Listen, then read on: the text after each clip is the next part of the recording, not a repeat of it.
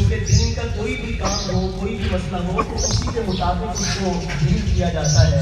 یہاں پہ چونکہ آپ کو مجاہدانہ کردار ادا کرنا ہے تو ذرا مجاہدوں والی آواز چاہیے محبت کے ساتھ۔ میں آغاز کرتا ہوں۔ کر ختم نبوت کا ہر مجلس میں پرچار، بتلا دے دشمن کو غافل نہیں کہتا۔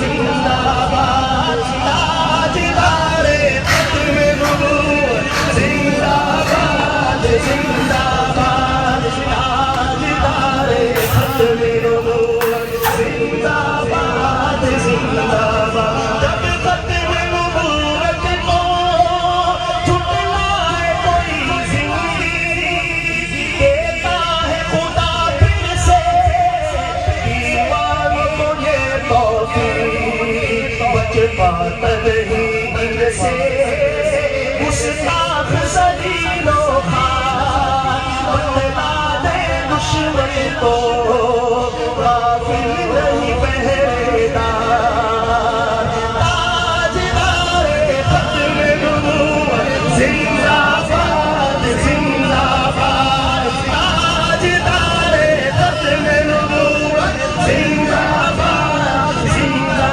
باد تاجدار ختم نبوت، زندہ باد زندہ باد۔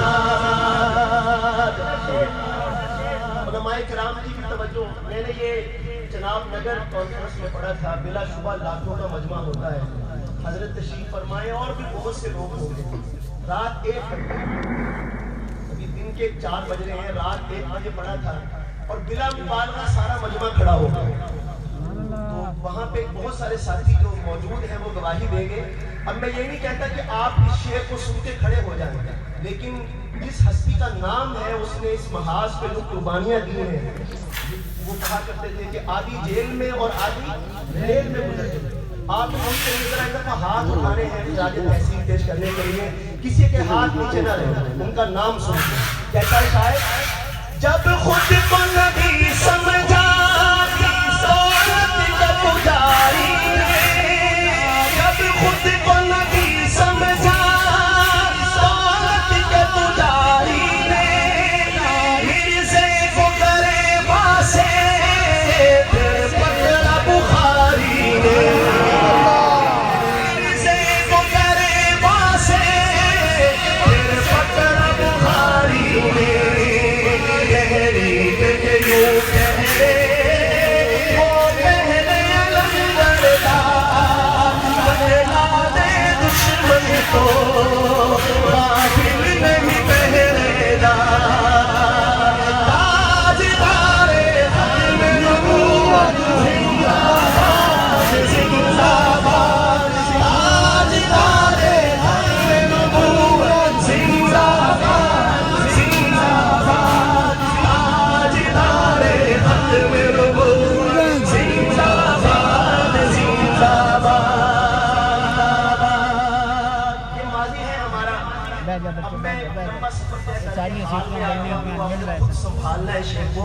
کہتا ہے شاعر دیوبندی اکابر کی تحریک ہے ایک پہچان، ہو خان محمد کا پھر ہو فضل الرحمان، ہو خان محمد کا پھر ہو فضل الرحمان، باطل دب جاتا ہے سن کر ان کی للکار، بتلا دے دشمن کو غافل نہیں پہرے دار۔